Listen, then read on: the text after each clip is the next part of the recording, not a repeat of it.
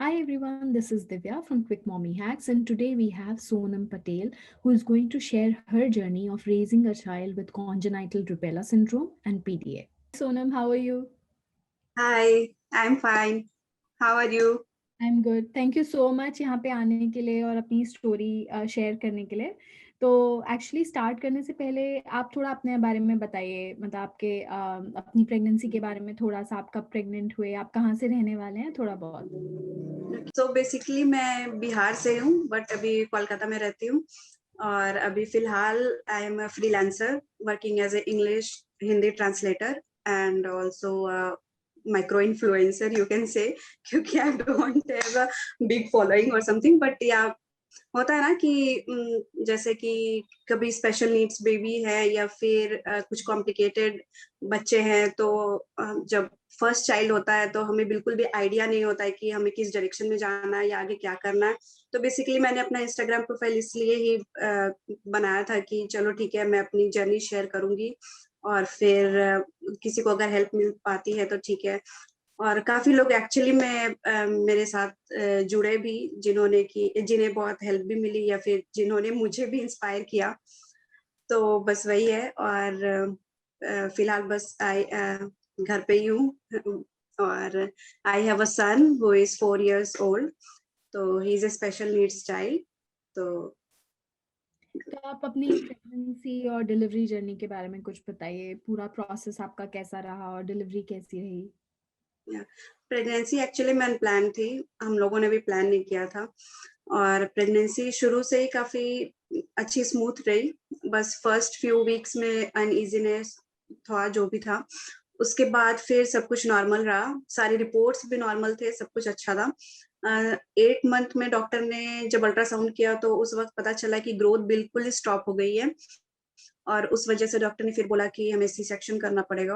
मतलब वो बिल्कुल ही एकदम हमारे लिए बिल्कुल शॉक था क्योंकि हमने कभी सोचा ही नहीं था। सब लोग बिल्कुल ये थे कि हाँ सारी रिपोर्ट्स नॉर्मल है, सब कुछ अच्छा है।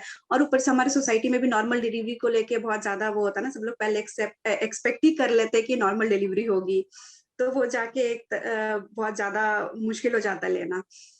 फिर सी सेक्शन प्लान हुई और हमने इट वाज 26 दिसंबर 2016 हम्म। जब मेरी डिलीवरी हुई।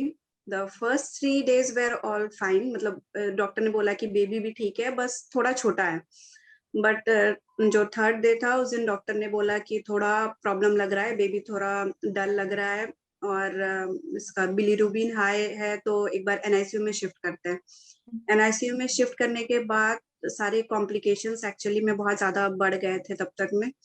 उसने बहुत दिनों तक मीन्स 4-5 दिनों तक तो मैंने उसके आईज ओपन तक नहीं देखे थे कि वो उसने आई ओपन किए हो। हम्म। उसके बाद फिर स्लोली उसको सेप्सिस हो गया, मीन्स वो एक तरह से इन्फेक्शन बोलते हैं वो हो गया।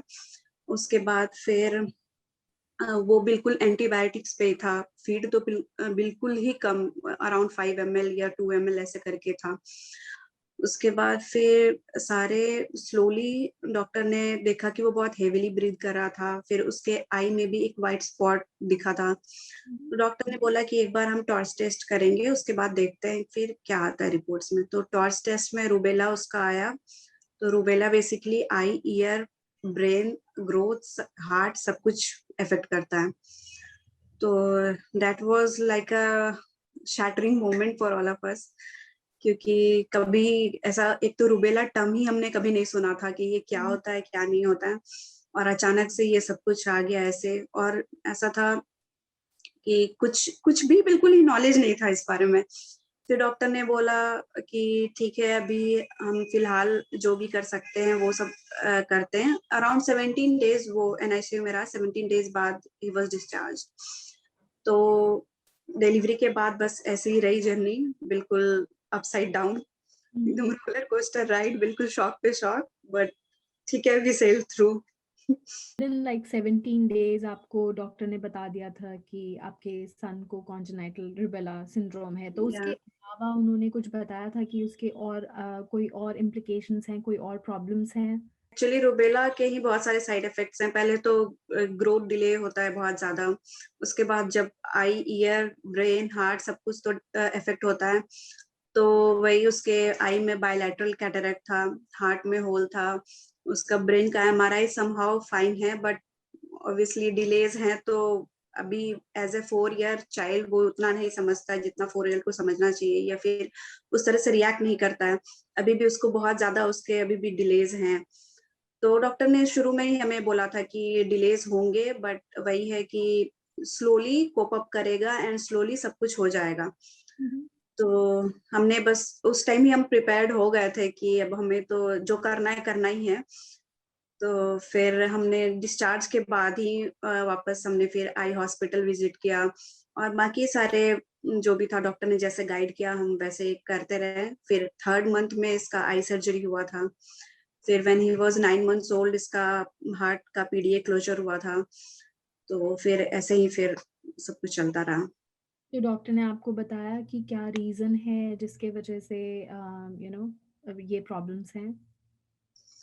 एक्चुअली क्या होता है, फर्स्ट 3 मंथ्स प्रेगनेंसी के बहुत ज्यादा क्रूशियल होते हैं, एंड मुझे नहीं पता कि मुझे चाइल्डहुड में भी या फिर कभी ऐसे एमएमआर की वैक्सीन लगी होगी। नॉर्मली एमएमआर के वजह से ही रूबेला वाला प्रॉब्लम होता है। तो मुझे, और ऊपर से प्रेगनेंसी अनप्लान्ड थी, तो हमने कभी ऐसे डॉक्टर को दिखाया नहीं था, ये कुछ भी नहीं था। तो फर्स्ट 3 मंथ्स में ही मुझे माइल्ड फीवर हुआ था एंड थोड़ा दाने टाइप बॉडी पे हुए थे, बट ऐसा था बहुत ज्यादा गर्मी था तो हमें लगा ये घमौरी जैसा होता है वैसा ही है, तो हमने उतना ध्यान नहीं दिया, बट एक्चुअली में वो जर्मन मीजल्स थे और वो ही बेबी फीटस को ट्रांसफर हो गए थे। प्रेगनेंसी के टाइम पे ऐसा कुछ पता था कि मुझे प्रेग्नेंट होने से पहले, या डॉक्टर ने आपको कुछ बताया था कि कुछ वैक्सीनेशंस हैं जो कि पहले से प्रेगनेंसी के पहले दे दे सकते हैं? नहीं, एक्चुअली मैं तो प्रेगनेंसी के पहले तो डॉक्टर के पास गई नहीं थी ना, मुझे तो मेरे साइकिल्स बहुत इरेगुलर थे, तो मुझे पता ही नहीं था कि मैं प्रेग्नेंट भी हूँ।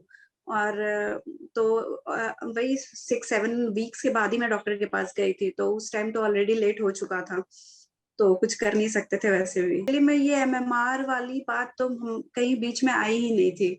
एक्चुअली मैं बस डॉक्टर से दिखाने गई, डॉक्टर ने बोला कि हाँ ठीक है, उस टाइम अल्ट्रासाउंड हुआ तो हार्ट बीट भी आ चुका था बेबी का, तो सब कुछ ठीक था।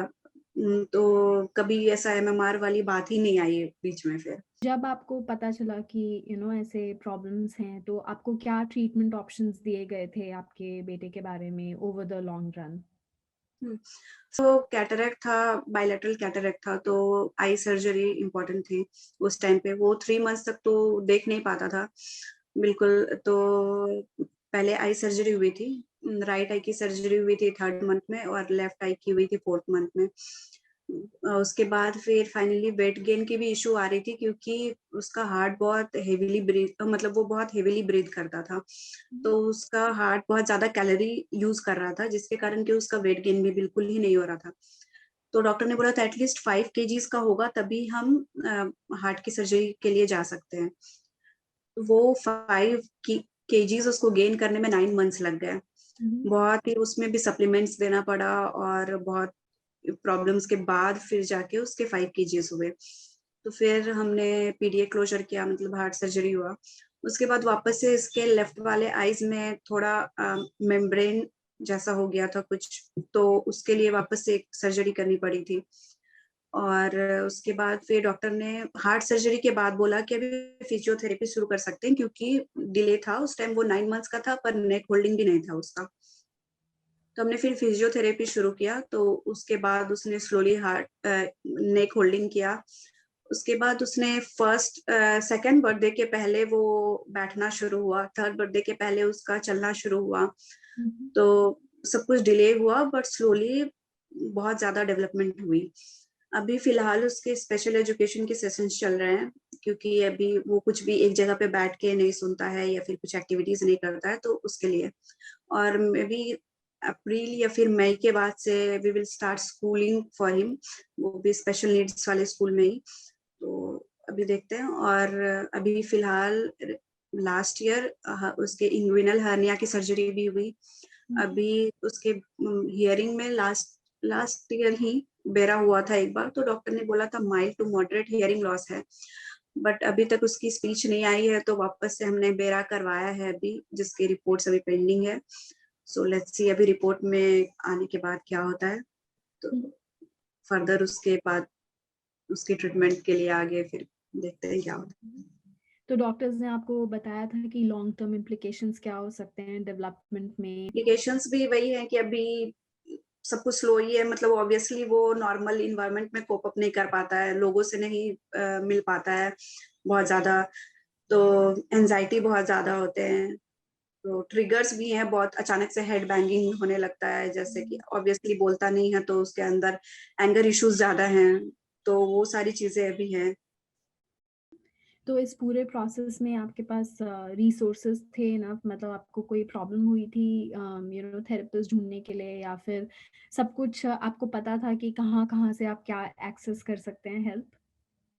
थैंकफुली डॉक्टर ने शुरू से ही रेफर किया था, कभी फिजियोथेरेपिस्ट के पास भी इसके पीडियाट्रिशियन ने रेफर किया था, आई सर्जरी के लिए भी डॉक्टर ने हॉस्पिटल बताया था, तो वो उन सब चीजों में मुझे इशू नहीं हुई कभी भी। और बस एक हियरिंग वाले में थोड़ी इशू हुई, क्योंकि बेरा जो होता है उसमें बच्चे को सोना पड़ता है बिल्कुल ही, थोड़ा भी हिलने से टेस्ट नहीं हो पाता है। और इसके केस में था कि मेडिसिन देने के बाद भी ये सो नहीं रहा था, मीन्स हमारे गोद में सो जाता था बट नीचे बेड पे सुलाने पे वो उठ जा रहा था। तो फिर उसको बिल्कुल हाई डोज देके उसके बाद सुलाना पड़ा था, और उसमें थोड़ी प्रॉब्लम हुई थी, और उसके कारण हमने 2-3 डॉक्टर्स भी चेंज किए कि ताकि इजिली कोई कर पाए, तो उसमें थोड़ी प्रॉब्लम हुई थी। तो अभी अभी कैसा है सब कुछ, अभी कैसा है वो? भी बहुत ज़्यादा बेटर, मीन्स पहले तो एक तो ये इन बच्चों का मसल टोन भी बहुत वीक होता है, तो ऑब्वियसली अभी वो दिखता बहुत थिन है, तो लोग बोलते हैं बहुत कमज़ोर है करके, बट एक्टिव बहुत ज़्यादा है, बिल्कुल जंप करना, दौड़ना वो सब उसका चलते रहता है पूरा दिन।